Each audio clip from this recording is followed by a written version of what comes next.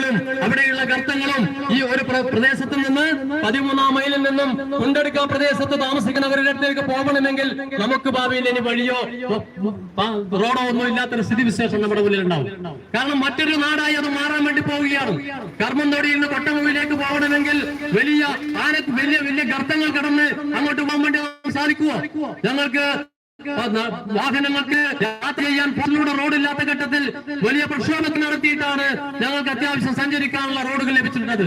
ആ റോഡും പ്രദേശങ്ങളും എല്ലാം തന്നെ ആ പ്രദേശത്തെ ആളുകൾക്ക് പരസ്പരം ബന്ധങ്ങളില്ലാത്ത നിലയിലേക്ക് ഈ ഗർത്തം ഇവിടെ ബോക്സൈറ്റ് ഖനനം നടത്തുമ്പോൾ ഉണ്ടാവും.